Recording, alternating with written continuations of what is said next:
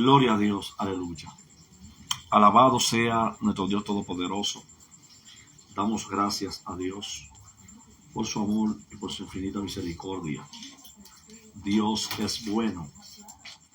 Creemos en su misericordia, en su amor. Dios ha sido bueno y seguirá siendo bueno cada día. Gloria a Dios. Dios le bendiga a todos mis hermanos. Dios le guarde de manera especial. Quien le habla y le saluda es su hermano pastor Félix Onel Pérez desde la República Dominicana. Estamos en Santo Domingo, capital de la República. Saludamos a los hermanos que se encuentran en la diáspora, Estados Unidos, como nuestro hermano Joan Bay Miguel Rosario, el pastor y doctor Francisco Aquino. También les saludamos a todos en el nombre de nuestro Señor y Salvador Jesucristo. En esta noche, hermano, como cada lunes, tenemos nuestro programa Abriendo la Escritura. Siempre hacemos la transmisión desde la iglesia, pero como en un tiempo lluvioso, hemos decidido darlo aquí desde mi casa. Y hoy tenemos un tema interesante, ya que estamos desarrollando lo que es el libro de Mateo. Y vamos por el capítulo 16, del versículo 13 en adelante. Hoy entramos en el versículo 13. Ya hemos hablado en otras ocasiones de que cada capítulo, cada vez más que vamos escudriñando la escritura, vale un poquito,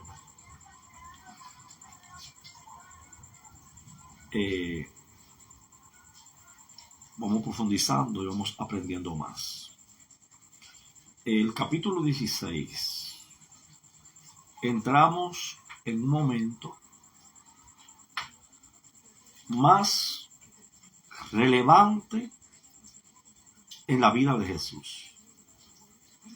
En esta noche, en este tiempo que vamos a estar en esta transmisión, en este estudio que vamos a estar compartiendo con los hermanos a través de estas plataformas audiovisuales de Facebook, puedes compartirlo con un amigo, con alguien que usted entienda que es estudioso de la palabra, le gusta la palabra, quiere conocer la palabra, y aquellos que tampoco tienen el privilegio, que pueden usted compartirlo con un amigo para que también conozca la palabra de Dios.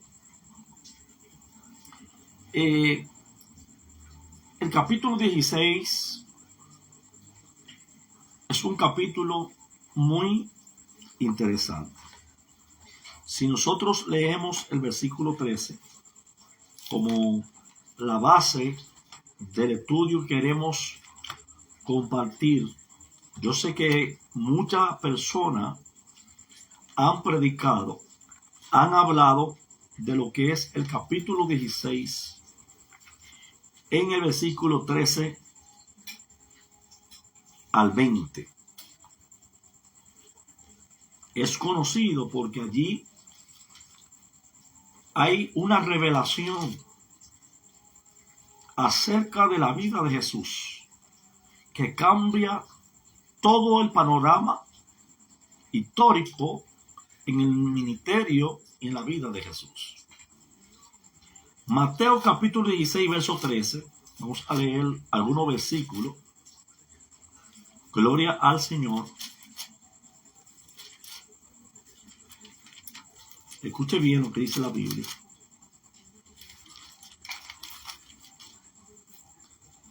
Gloria a Dios. Dice así el texto.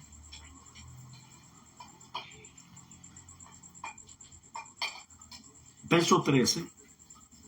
Dice el texto así: viniendo Jesús a la región de Cesarea de Filipo,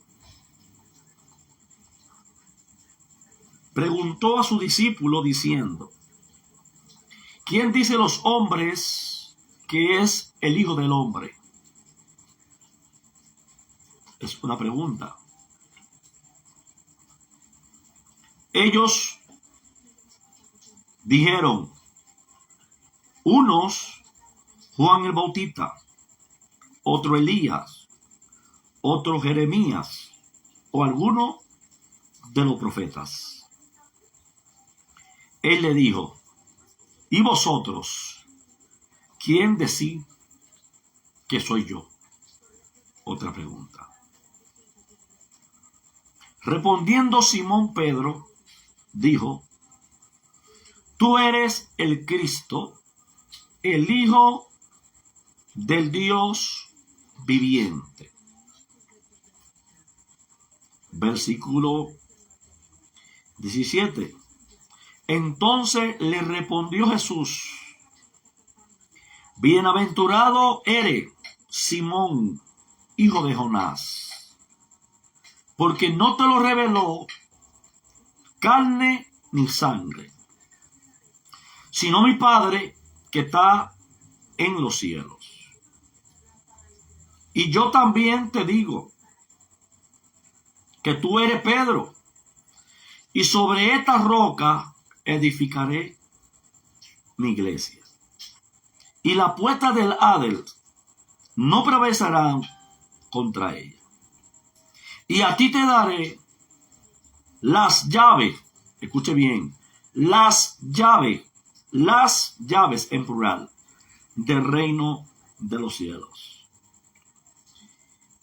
Y todo lo que atare en la tierra será atado en el cielo, y todo lo que desatere en la tierra será desatado en los cielos. Entonces mandó a sus discípulos que a nadie le dijeran que él era Jesús el Cristo. Gloria al Señor. Padre, te damos gracias. Dios de toda majestad y de toda gloria, gracias. Bendecimos y adoramos tu nombre en esta noche hermosa. Gracias por tu palabra. Son vida para nuestra vida, vida para nosotros. Guianza, dirección, alimento, sustento. Las que nos confortan, las que nos restauran, que nos levantan, que nos redimen, que nos limpian. Gracias te damos, Señor, en el nombre glorioso de tu Hijo Jesucristo. Amén y amén. Gloria a Dios. El tema de hoy es revelación en Cesarea de Filipo.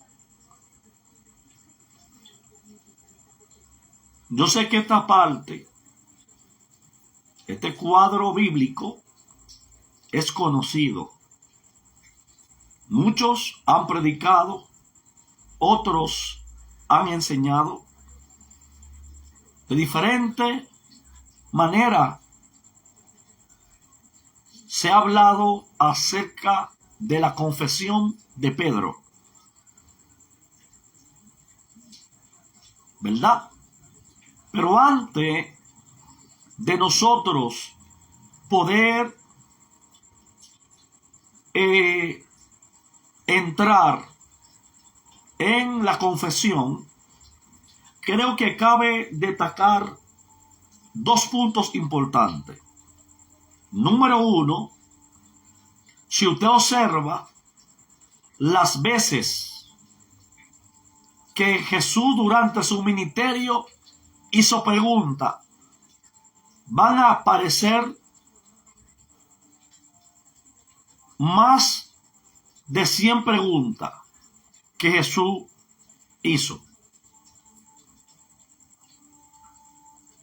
Por ejemplo, en un momento determinado, Jesús preguntó, tomando una moneda, cuando le estaban hablando acerca de los tributos y los impuestos, ¿verdad?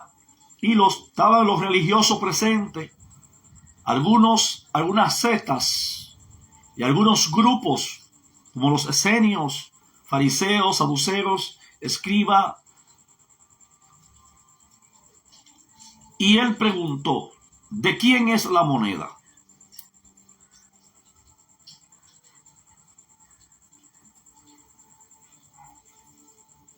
Ahí vemos una pregunta, ¿de quién es la moneda?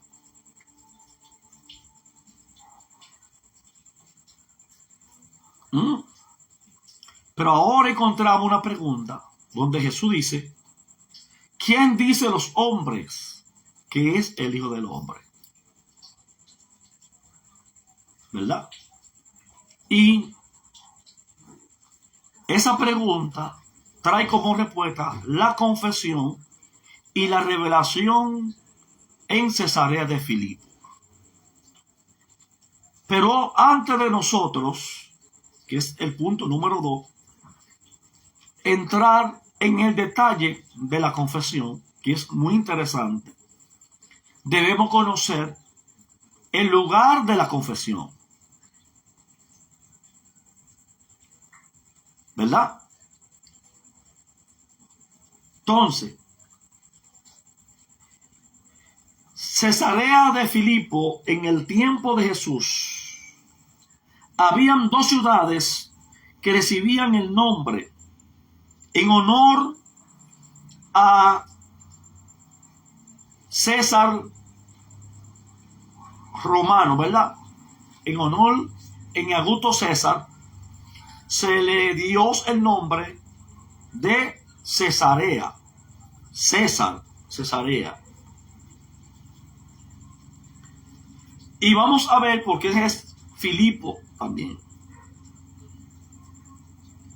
Entonces, Cesarea era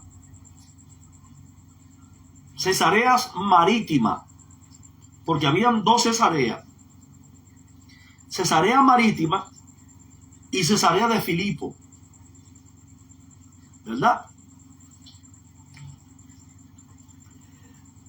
Cesarea marítima, ubicada en la costa, oye, entre Tel Aviv y Alfed, donde Herodes el Grande mandó a construir para convertirla en el principal puerto de Israel y estableció como capital y establecerla como capital en competencia con Jerusalén. Esa era la intención que tenía Herodes cuando quiso, cuando construyó y en qué quiso convertirla. Número 2, Cesarea de Filipo. Ya vimos Cesarea marítima, porque habían 2 Cesareas.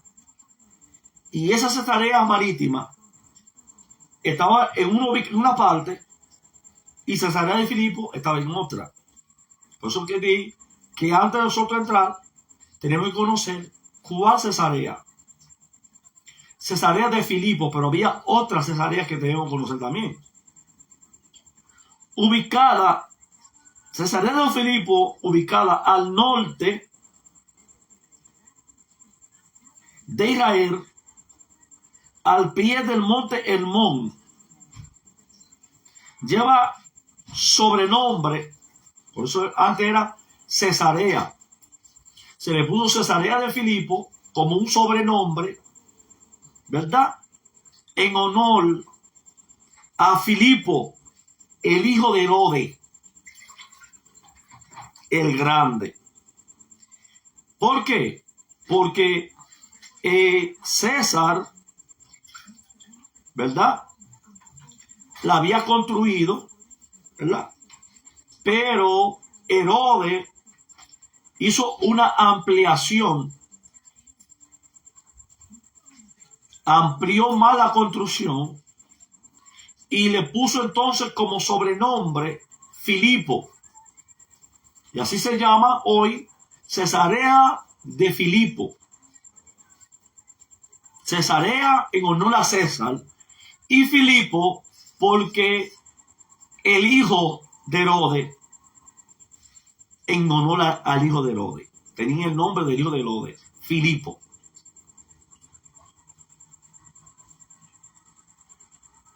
Entonces, Cesarea de Filipo es importante en Israel porque allí se encuentra el nacimiento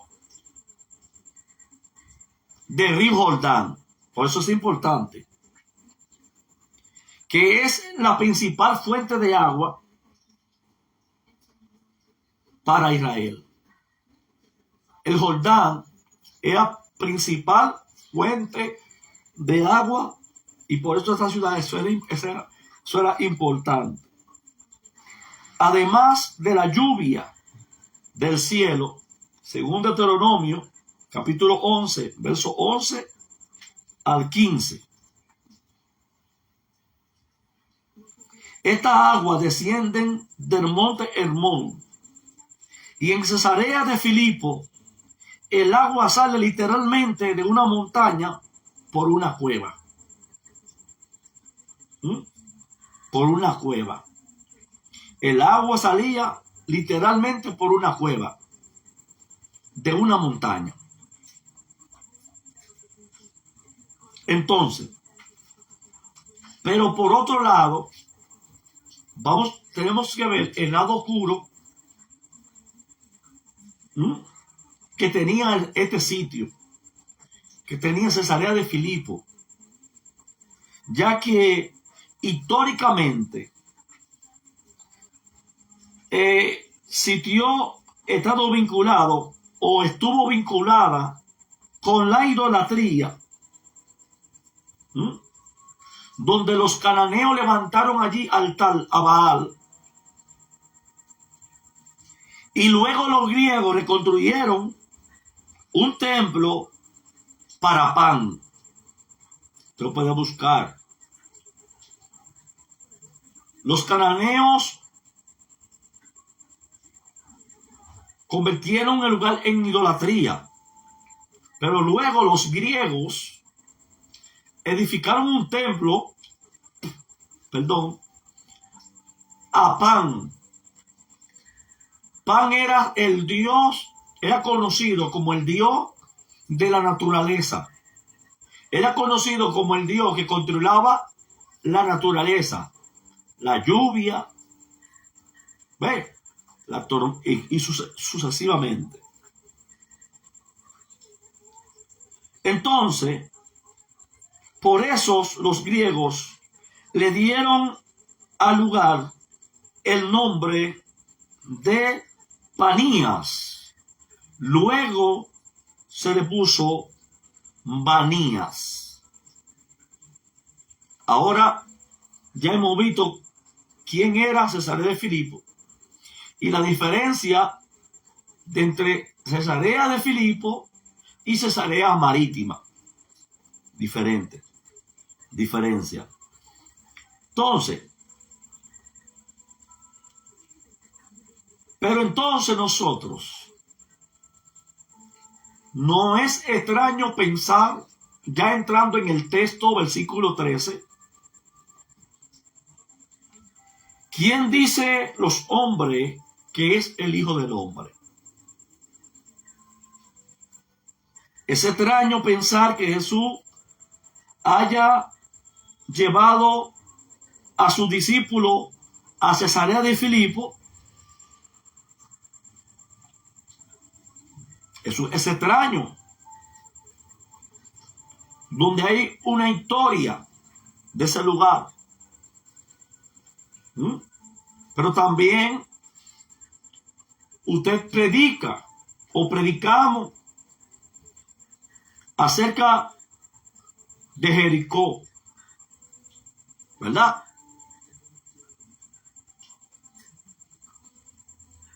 Que Jericó entró y había un ciego llamado Bartimeo, y al salir de la ciudad el ciego comenzó a gritar. Pero hay un trasfondo que tiene la ciudad de Jericó después de la destrucción, cómo fue edificada a costa de sangre inocente. Es decir, pero, ¿cómo podemos suponer? Siempre hay un propósito en todo lo que Jesús hacía. Y en todo lo que Dios hace hay un propósito. Y no hay lugar ni malo ni remotos donde Dios en su soberanía intenta llegar, que lo que esté allí le impida que Dios llegue a aquel lugar. No hay lugar, por más oscuro que esté, sumido en la idolatría, en el paganismo, en la hechicería, en el pecado, cuando Dios en su soberanía, en su voluntad, decide visitar un lugar, no importando la condición, igual que una persona. No solamente hablamos del lugar, sino de una persona. Nosotros no estábamos calificados, estábamos descalificados. Por eso es que la salvación es por gracia, y gracia es un favor inmerecido. ¿Entiendes? Entonces, al llegar a ese lugar, Jesús le hizo una pregunta a sus discípulos, ¿verdad? ¿Quién dice la gente que es el Hijo del Hombre? El Hijo del Hombre es la palabra en hebreo Ben Adán. Ben Adán, ¿verdad? Para hijo hay dos palabras. Porque está Ben Adán, ¿verdad? Adán fue el primer hombre, porque todos somos Adanes, que es la palabra Adama, madre de tierra o tierra madre, más o menos. Entonces, Ben Adán es la palabra en hebreo para hijo de hombre.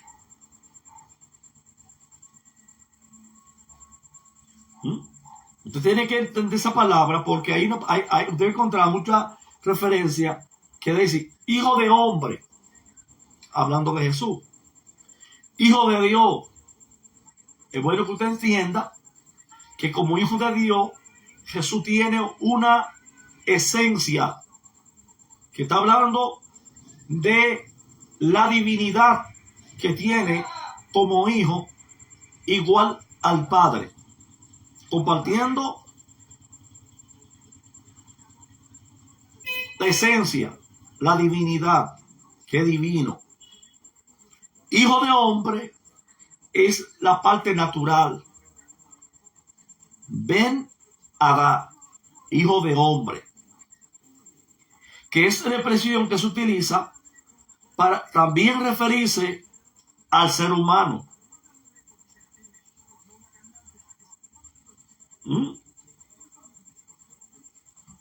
Entonces, pues usted tiene que ver que no es lo mismo la palabra hijo de Dios que hijo de los hombres, ¿verdad? Porque ahí es Ben Adán, y para hijo de Dios es la palabra Ben Elohim. ¿Ve? ¿Ve que cambia? Tanto en Salmo, como en Génesis, como en Job, usted encontrará, y vinieron los hijos de Dios. Ben, ¿verdad? Adán es el humano, el ser humano. Ben Elohim es hijo de Dios. Por eso si usted escucha toda la genealogía en el Antiguo Testamento, todo lo que es hijo de Israel, ¿Usted está entendiendo? Porque para marcar, para que se pueda entender el lenguaje, lo que les, en su expresión, lo que quiere decir la Biblia. Entonces, pues todos somos descendientes de Adán.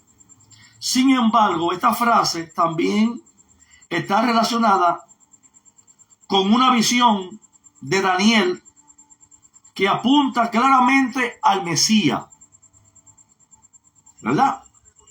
Entonces, Daniel capítulo 7, verso 13 y verso 14, mire que dice: miraba yo en la visión de noche, y he aquí en la nube del cielo venía uno como un hijo de hombre, que vino hasta el anciano de día, y hicieron acercarse delante de él, y le fue dado dominio, gloria y reino, para que todos los pueblos, naciones, lenguas le sirviera.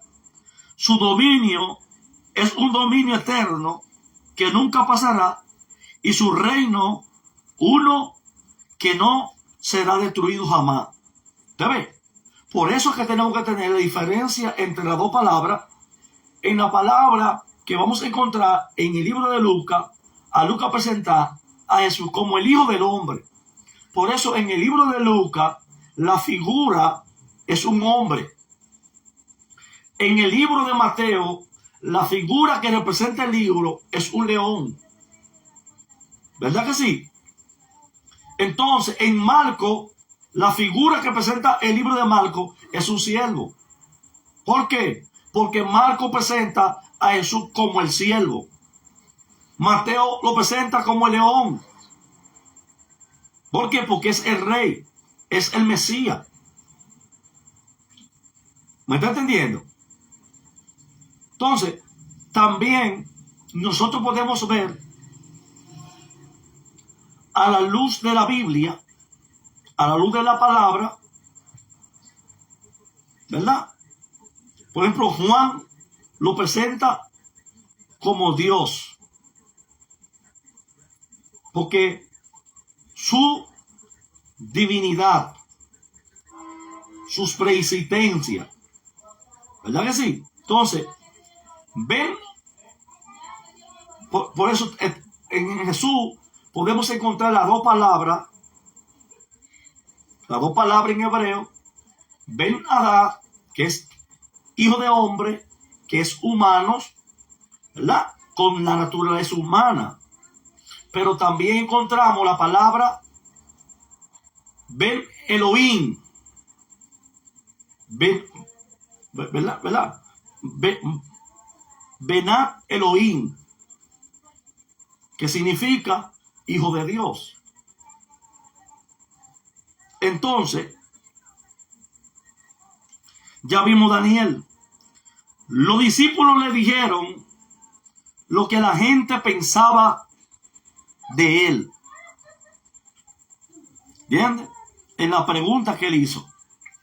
Por eso es importante que se pueda entender los términos, la etimología de la palabra, ¿verdad? La etimología de dónde nace la palabra y por qué nace y qué significa. Porque la palabra Adán tiene que ver con Adán. Pero cuando se habla de Adán, no se está hablando de Adán solamente. Se está hablando de la humanidad completa en Adán. Por eso dice el apóstol Pablo: por un hombre todos cayeron, pero por otro hombre todos fueron levantados. Es decir, todo. ¿Por qué? Porque no solamente es el nombre Adán, sino en Adán estaban todos los seres humanos. Ben Adán son todos los seres humanos.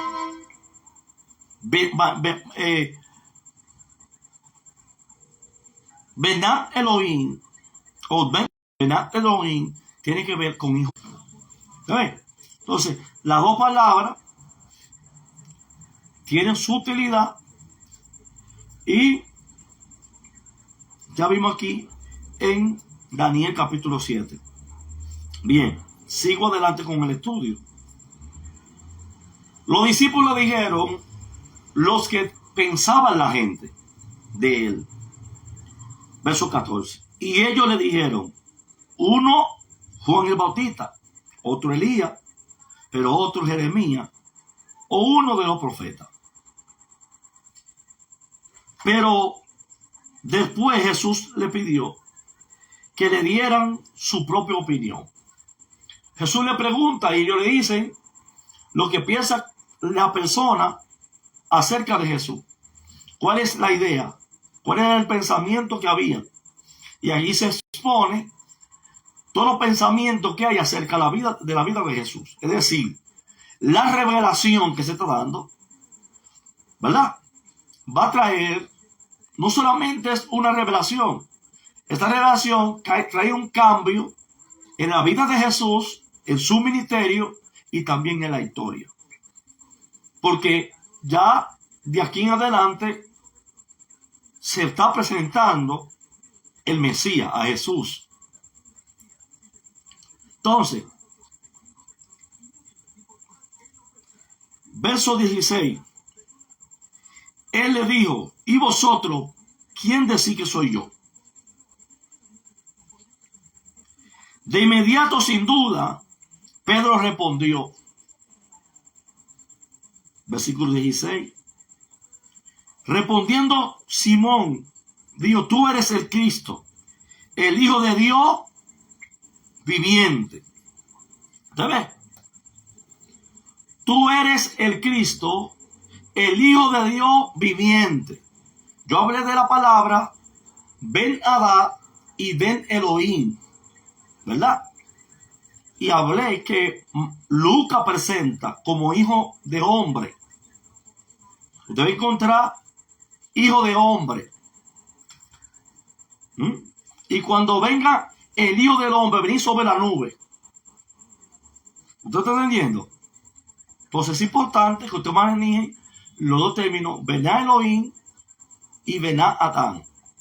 Ben Adán y Bená Elohim. Entonces, aquí vemos, tú eres el Cristo. Escuche bien. Pedro nos dijo, tú eres Jesús.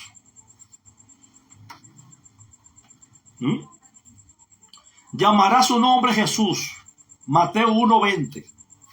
Porque éste salvará a su pueblo de su pecado. Un salvador, un libertador. ¿Me está entendiendo? Entonces, esa parte, mayormente, es la parte humana. Es la parte que necesita recibir el Espíritu Santo para iniciar su ministerio. Pero por eso encontramos a Jesús en un momento dormir en la popa porque estaba cansado, y en otro momento Cristo manifestando, y los discípulos decían, ¿y quién es este que aún el viento y el mar obedecen? ¿Se está entendiendo? Él no dijo, tú eres Jesús. Él dijo, tú eres el Cristo. Y Cristo tiene que ver con el Mesías. Es una palabra hebrea. No es una palabra griega. ¿Me entiende? Entonces, vamos para allá.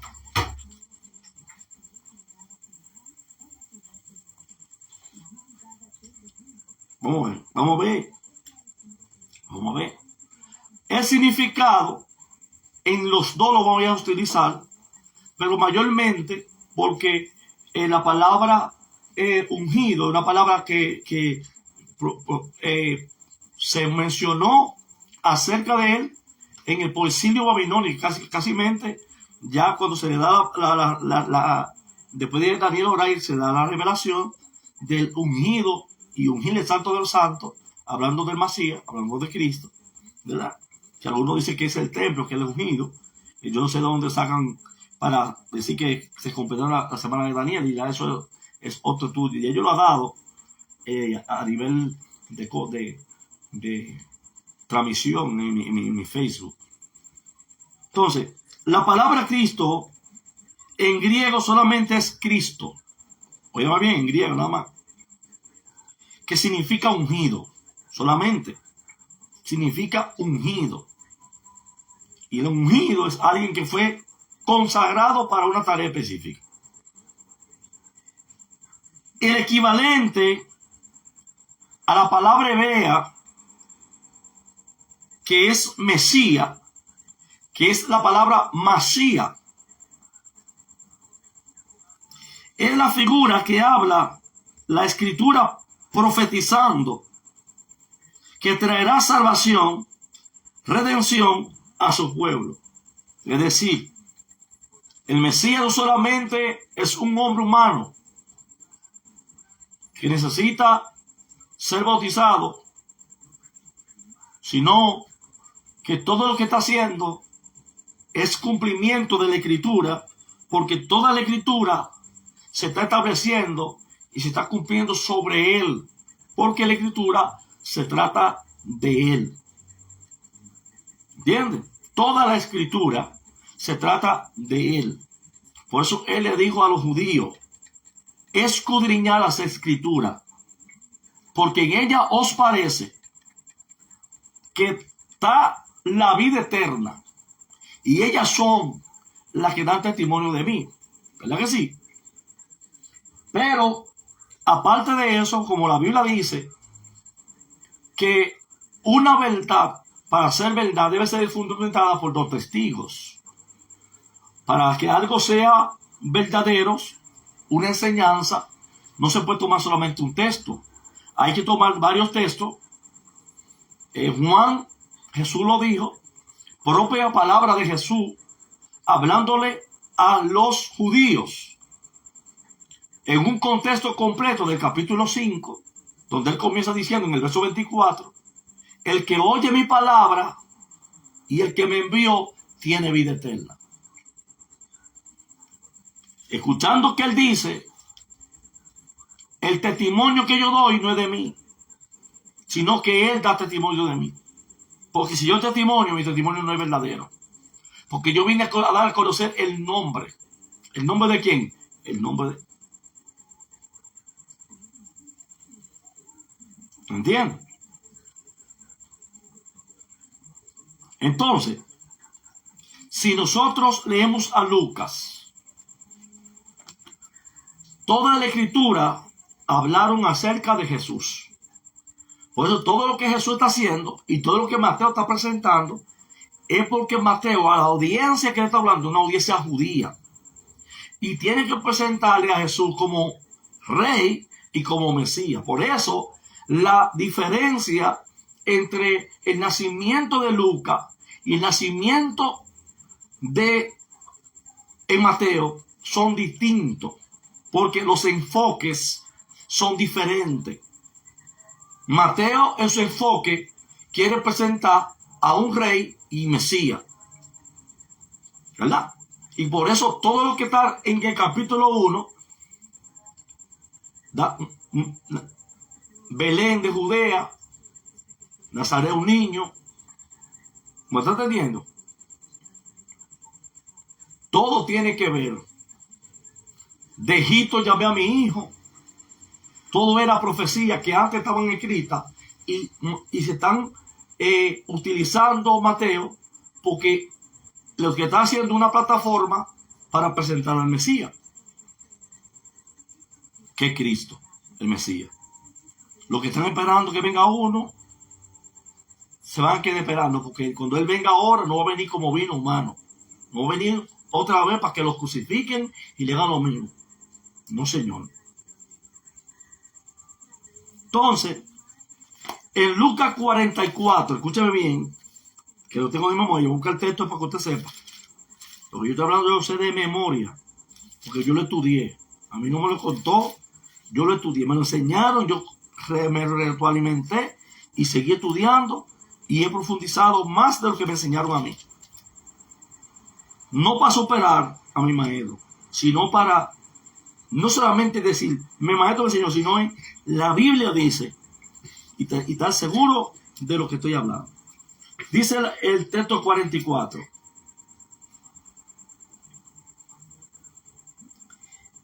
Y le dijo, estas son las palabras que os hablé, estando aún con vosotros. ¿Cuándo fue? Antes de ser crucificado. Ya en esta parte Jesús había resucitado y le está dando instrucciones cuando se le aparece a sus discípulos. Y por eso dice el texto, estas cosas las hablé, que os las hablé, estando aún con vosotros, que era necesario que se cumplieran todas las escrituras, todo lo que está escrito de mí, en la ley de Moisés, en los profetas y en los salmos. ¿Usted te fija? Entonces, escuche bien, aquí está. Que todo lo que está escrito de mí. Entonces, escudriñar la escritura.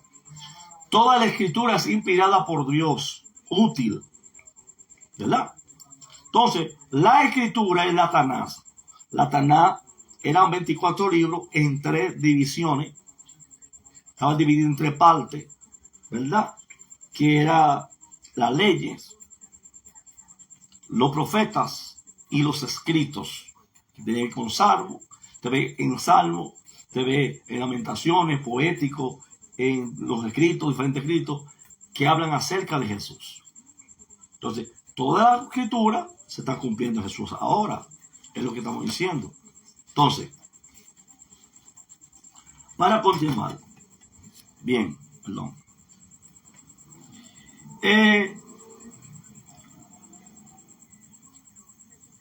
Jesús le confirmó a Pedro que su interpretación era correcta.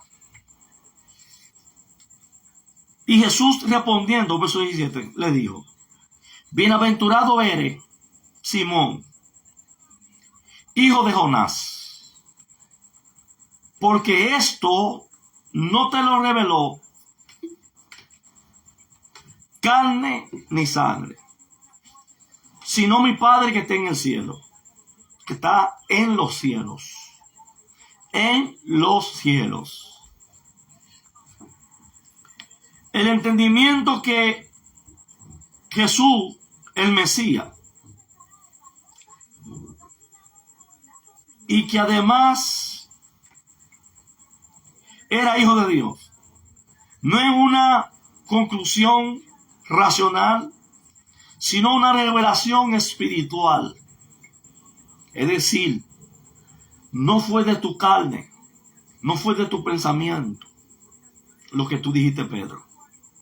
Porque como a Pedro se le atribuye tanta cosa, pero las palabras que Pedro habló no eran de él.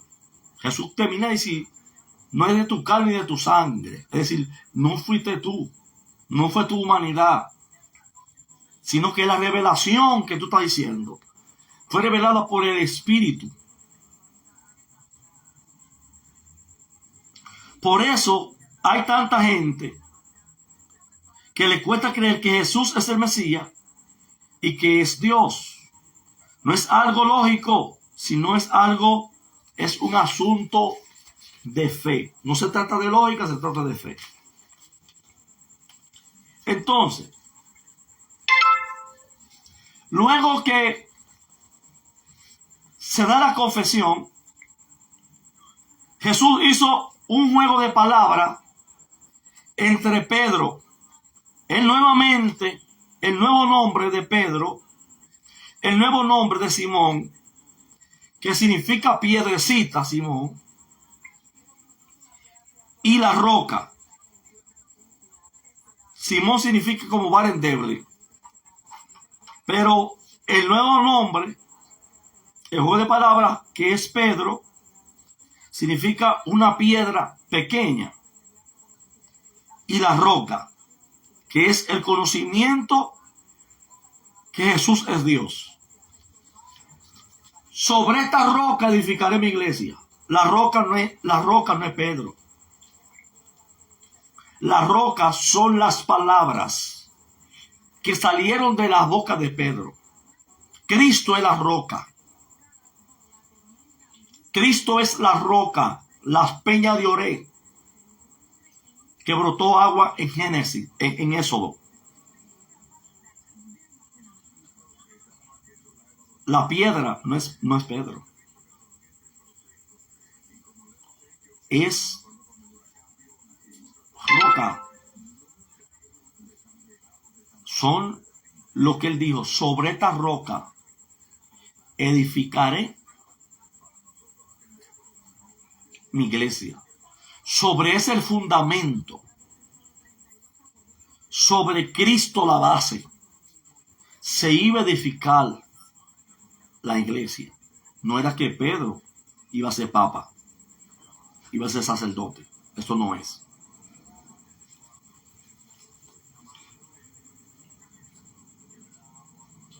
Yo también te digo que tú eres Pedro, y sobre esta roca edificaré mi iglesia.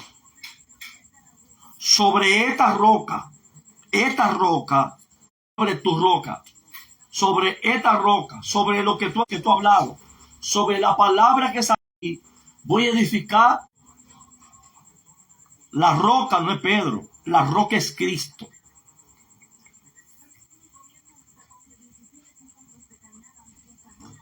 Sobre esta roca, esta roca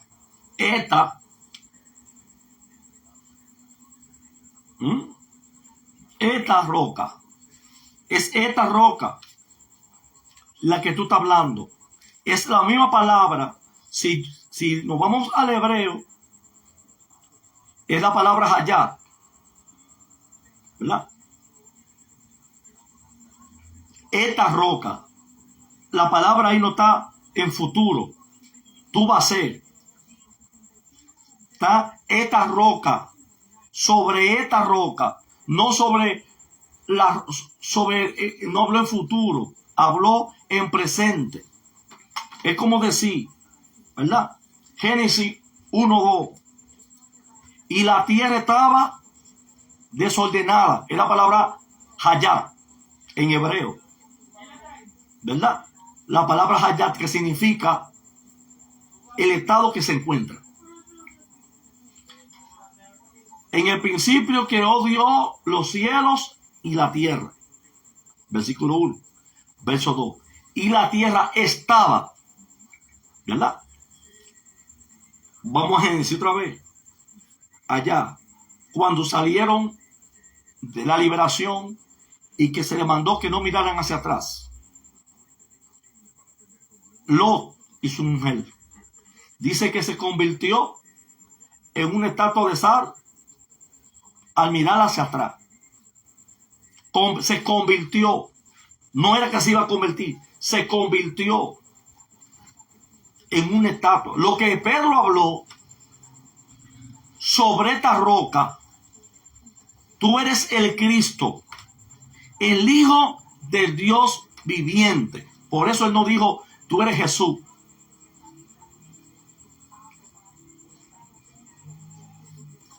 Usó la palabra que tiene que ver con el Masías, que tiene que ver con la divinidad y con la dignidad de Cristo. Divinidad. Por eso Cristo, como divino, tenía profeta, sacerdote y rey. Tenía las tres funciones. Lo que hacían las tres funciones que había en el Antiguo Testamento, que era quien mediaba entre el pueblo y Dios. Los reyes que Dios ponía, los sacerdotes y los profetas. Eran quien mediaba entre Dios y el pueblo. Cristo es el mediador. Cristo es el mediador. Por eso Cristo es rey que media. Cristo es profeta que es media también, y Cristo es sacerdote, porque también contiene las 3 unciones, porque Jesús no tenía que ser bautizado, pero tiene la unción de agua, aceite y sangre. ¿Qué requería un sacerdote? Lavarse la mano, lavarse los pies. El sacerdote tenía que lavarse primero con agua antes de ser ungido para entrar al lugar santísimo una vez al año. ¿Verdad que sí? Luego que era lavado con agua, tenía que ungirse. ¿Verdad que sí? Y número 2, tenía que usar sangre en un lintel de la oreja, en la punta de este dedo y en la punta del dedo de los pies. ¿Qué representa eso? Dirección. Que lo que él escuchara de Dios lo iba a transmitir al pueblo. Que la dirección con los pies, las manos, la guianza en el pueblo, y el oído para oír de Dios, transmitírselo al pueblo. Por eso Jesús tenía las 3 unciones sacerdotales: agua, aceite y sangre. Fue bautizado, fue ungido por el Espíritu Santo y derramó su sangre por todos nosotros en la cruz del Calvario a la hora de las 3 de la tarde, que es el sacrificio que los sacerdotes entraban a hacerlo. Entonces, no está hablando de Pedro, porque Pedro fue más tarde. Y no fue el que levantó una iglesia solamente. Fue el que abrió la apertura de predicar. Lea su historia, pero no se deje engañar. Lea su historia. Algunos han interpretado esta frase como que Jesús estuviera diciéndole a Pedro sobre él será edificada la iglesia. Pero esto sería darle demasiado crédito a un hombre. Cuando hay 12 discípulos ahí. No, porque respondió, es un hombre. Para entender lo que Jesús quiso decir, debemos leer el comentario judío sobre el versículo del libro de Números. Yancún sobre Namín, número 23:9. ¿Usted cree que la Biblia fue para que usted haga lo que usted quiera? No, se equivocaron. La Biblia tiene que estudiarla. ¿Por qué fue 40 menos 1? ¿Por qué no le dieron 40 latigazos a Jesús? Nada más le dieron 39. ¿Fue porque nada más era el gusto de 39? No, era que se estaba cumpliendo la ley, que está prohibido darle 40, era 40 menos 1.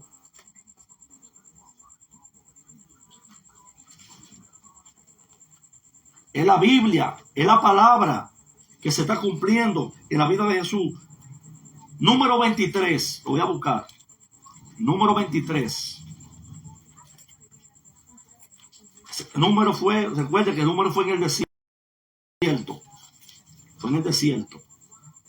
Fue la vida del pueblo en el desierto. El número 23:9. Escuche bien. No que el pastor dijo, no, la Biblia dice. Porque de la cumbre de la peña lo haré. Escuche bien. Y desde lo collado lo miraré. Y aquí un pueblo que habitará confiado y no será cortado entre las naciones. Y un pueblo que habitará confiado y no será cortado entre las naciones. ¿Ve? Ahora yo le pregunto, mire el verso 10. ¿Quién contará el polvo de Jacob? ¿O el número de la cuerda de la cuarta parte de Israel, ¿quién lo va a contar? ¿Y a quién fue que Jesús vino a salvar? A su pueblo Israel, a los judíos, a las casas perdidas, a las ovejas perdidas de la casa de Israel, con un ministerio limitado, a una audiencia específica, que se extendió después de su resurrección. Claro está, eso es otro estudio que tenemos que estudiar nosotros al pie de la letra, para que usted no se deje engañar. Hay gente que hablan bonito, que fueron y estudiaron, nada más hablan bonito, no se deje engañar.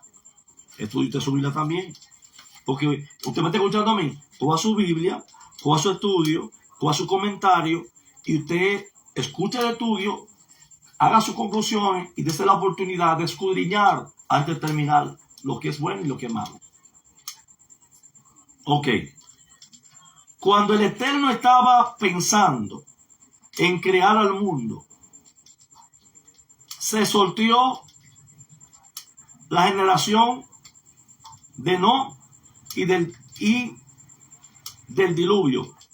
Pero cuando vio a Abraham que había de nacer, el Señor dijo: mira, he encontrado una roca, Petra, piedrecita, sobre la cual puedo edificar y establecer al mundo. Por lo tanto, comparo a Abraham a una roca, tal como está escrito: mire a la roca de la cual ha sido sacado. Isaías capítulo 51, versos 1 y 2. Es evidente que Jesús hizo una referencia velada a este comentario bíblico y aplica a la revelación que le estaba siendo dada. El discípulo llamado Simón le fue cambiado el nombre a Pedro, griego, Petros, hebreo, Kefá. Juan capítulo 1, verso 44. Que significa piedra. Juan capítulo 1, verso 44. Es la Biblia que tiene que hablar. Juan capítulo 1, verso 44. Vamos acá, maestro.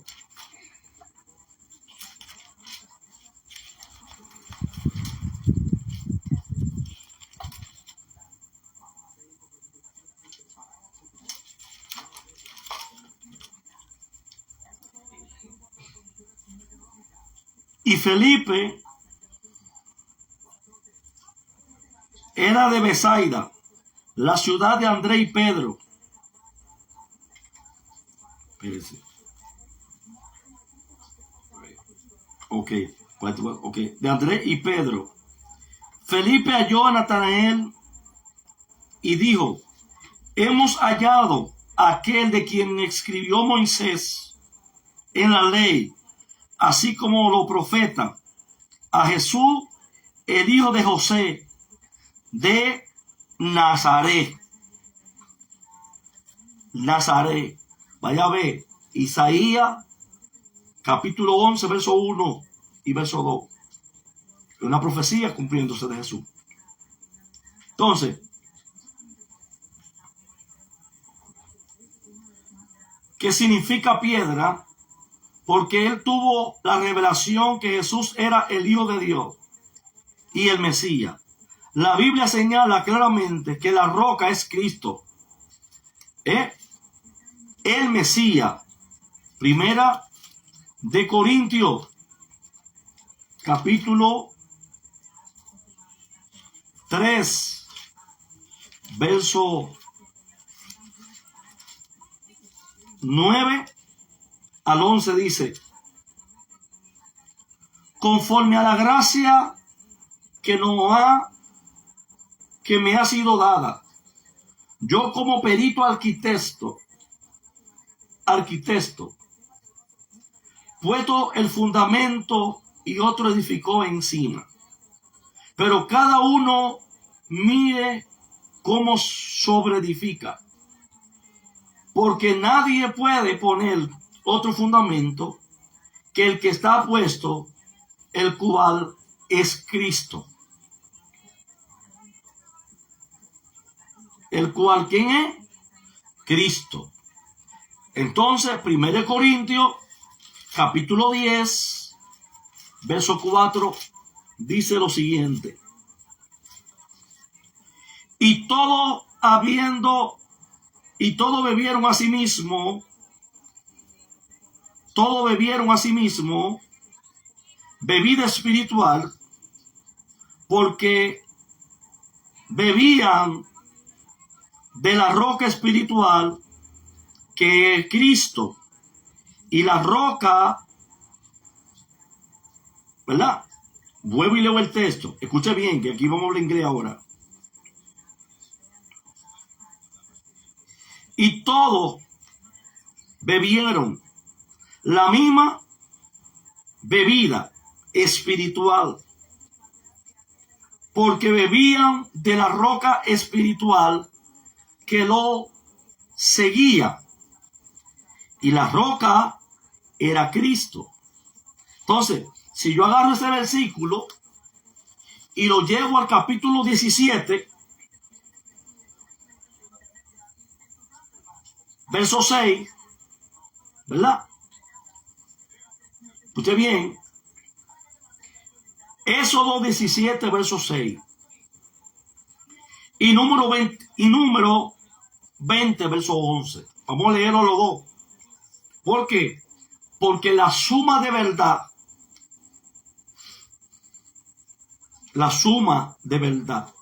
es una enseñanza. No solamente un texto. Yo he estado sumando textos bíblicos para enseñar que la roca no es Pedro.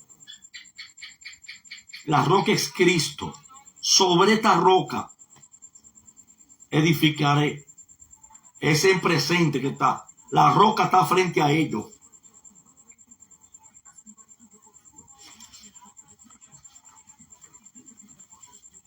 Entonces, Éxodo 17:6.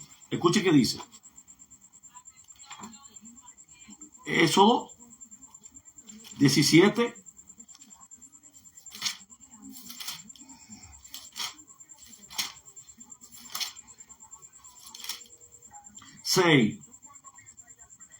He aquí que yo estaré delante de ti, y allá sobre la peña en Horeb, y golpeará la peña, y saldrá de ella agua, y beberá el pueblo. Y Moisés lo hizo así, en presencia de todos los ancianos de Israel. Oh, pastor, ¿y cómo usted me dice a mí que Corinto tiene que ver con... Oh, sencillo, venga a ver. Corintios capítulo 10, verso 2. Y todos en Moisés fueron bautizados en la nube y en el mar. ¿Vio? Está hablando ahí de Moisés. Entonces, tenemos también número 20. 11.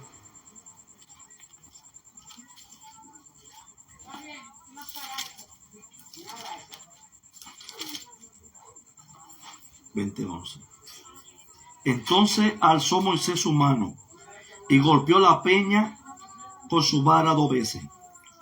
Y salieron muchas aguas y bebieron las congregaciones y sus bestias. ¿Viste? Entonces, mi amado hermanos, en manera de conclusión, yo puedo leer también Zacarías capítulo 6, versos 12 al 13.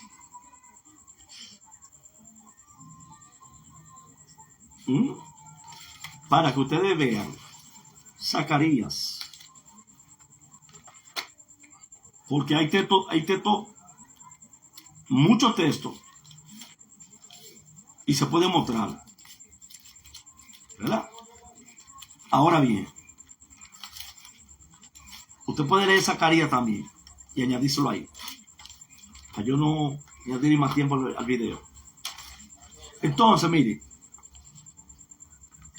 por lo demás, el lugar donde estaban también era significativo e ilustrativo, ya que en Cesarea de Filipo se encontraba la fuente del río Jordán, cuya manantial salía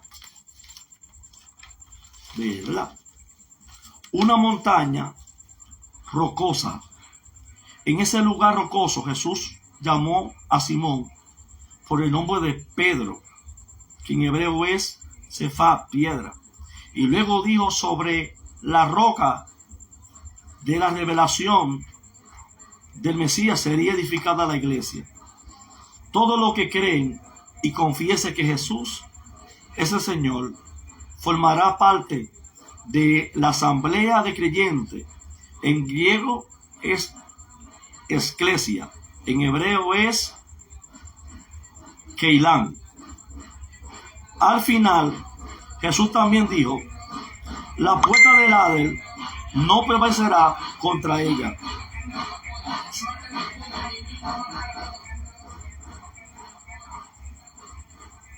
Al final Jesús dijo: la puerta del Hades no prevalecerá contra ella.